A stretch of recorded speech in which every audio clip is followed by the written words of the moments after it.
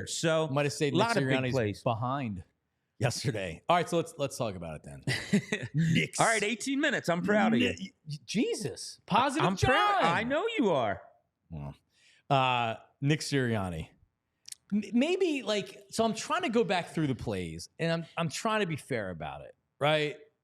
I just don't know what the hell he's doing. I know that the analytics will say you go for it, you don't kick a field goal, but also you can't go on strict analytics, right? Like how's your offensive line performing? How is the game going? Do you need the points right here to make sure you get points, right? So they went for it on twice on fourth down yesterday. They were 0 for 2. They kept going for it, and then they're chasing the 2-point conversions because they don't get the first one. So now they're chasing for the rest of the game. 0 for 3 on the 2-point conversions. Jake Elliott comes out on the field for the first time in the game to kick an extra point or a field goal for a 57-yard field goal. By the way, he hit the upright and almost made. Yeah. It's just like when you have decisions to make and you're not calling plays and you're being looked at as a CEO head coach, it feels like when Nick Sirianni struggles with it, man, he really struggles with it. And that's what you saw yesterday. And it's just more than the points and chasing them to me. And I wrote it down like 4 times when I was just, jotting some things down. Momentum. They scored with 22 seconds to go and they have to go up 16-0, right? Kick the extra point. You kick the extra point, you kick off, Jaguars kneel on it, you go into the locker room, it's like, all right, 17-0. You go for 2, something happens, and there's a penalty. You're going to kick the extra point, but then there's a penalty, so now it's at the 1. So now, of course, he has to go for it. And the whole time, and I think I tweeted it out, I'm like, why? Why make it a 2-score game when an extra point makes it a 3-score game? Do I need a book of analytics to explain that to me? 16-0 is a 2-score game. If you kick the extra point at 17-0, they have to score 3 times to tie you or get ahead of you. I just don't get it. And now you're chasing, like you said. Because you're from the 1-yard line. So all of a sudden, because it's the 1, not the 2, you have to go for a 2-point conversion. Do you ever get the feeling like that's the only decision he makes during games? Yes. That is absolutely his thumbprint. Therefore, it has to be spectacular. Bob, I struggle with if the analytic book is telling you, because I think that you have to have a feel for what's going on in the game, like you said. You're going into the half, you take the extra point. Yeah. Right? You take the field goal earlier in the game. Jacksonville's offense was doing nothing. Pile up the points because at some point they're going to crack the code.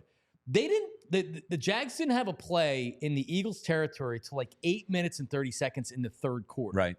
The game, you can't. You have to have more of a lead at that point. You have to take advantage of the opportunities that present itself.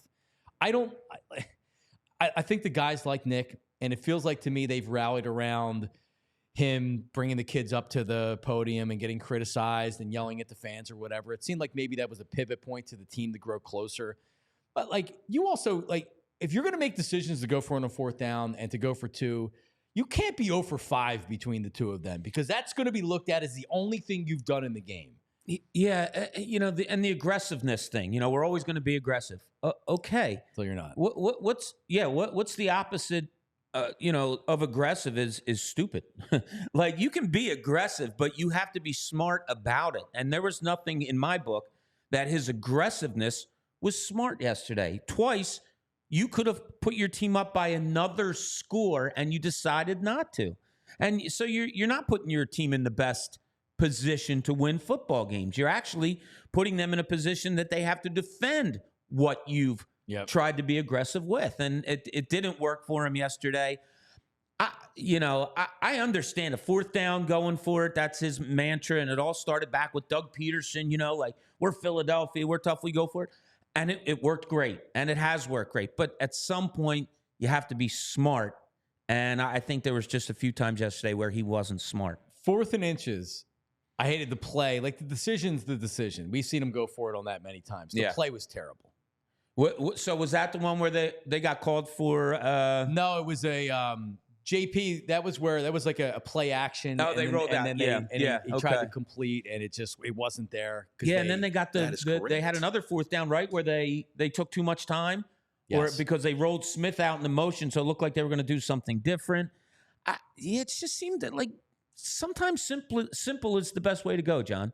And I don't think Nick Sirianni, when it comes to a part of the 2 decisions, it looks like he makes all the time. going for it on 4th down, or go for 2-point conversions. Those seem to be his calls that he tries to make. And they're like 50-50, I think, so far this year. That's not real good. We all city like the mayor.